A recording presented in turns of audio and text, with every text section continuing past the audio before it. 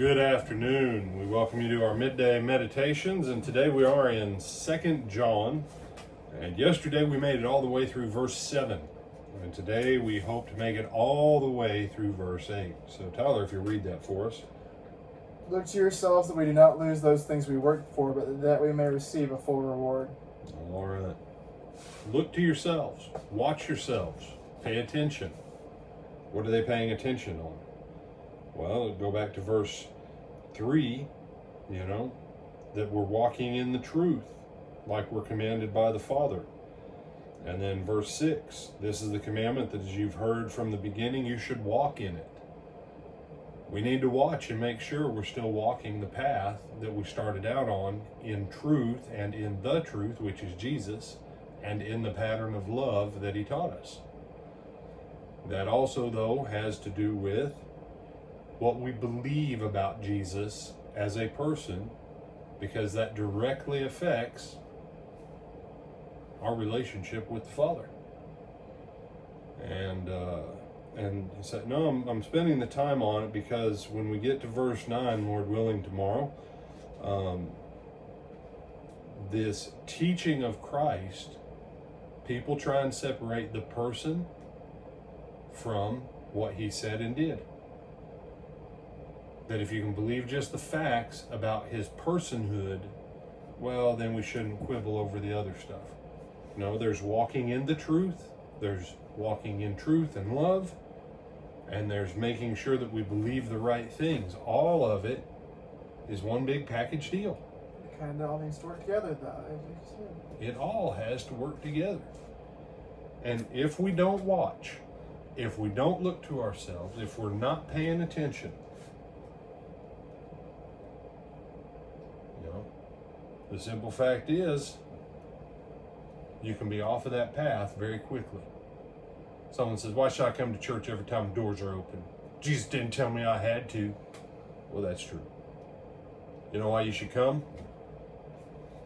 To get recalibrated. You say, I don't like the preacher. I don't like the youth minister. I don't like the elders. I don't like the deacons. I don't like the songbook. Do you like anything in your life? Oh, wait, no, that's a different topic for a different day. Just so we're clear, most people didn't like Jesus. You say, oh no, everybody loved Jesus. Well, apparently not the mob that yelled, crucify him. And the ones who actually did crucify him. And you know why those people yelled, crucify him? Because when he came in on Palm Sunday and they thought that Jesus was going to do for them what they wanted, they thought he was the greatest thing since sliced bread.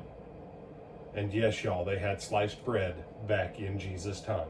Okay? Even though most of them tore it, people did know how to cut bread back then. But because they hadn't been listening and recalibrating how they thought, what they did, and what they believed to what Jesus had been teaching, less than a week later, they said, just kill him and be done with him. That's why we have to watch, y'all. There's 1,000 voices trying to take us off of Jesus, and y'all know this. Y'all, I don't know about you, Tyler, that actually I do know about this about you, but you can testify about it yourself. Sometimes when you're driving down the road, someone goes, hey, look at that over there. I long ago started telling them, quit telling me to look at stuff when I'm driving. I need to pay attention on where I'm going and what I'm doing. Because the moment I look over, guess what? You just naturally start to track that way. All right, and obviously Tyler's done it because he just gave you an example of how it works. So we're going to assume that Tyler's done that. That's why we have to watch. That's why we have to keep our eyes on Jesus, and we have to get recalibrated frequently. You have some other thoughts on this one, brother?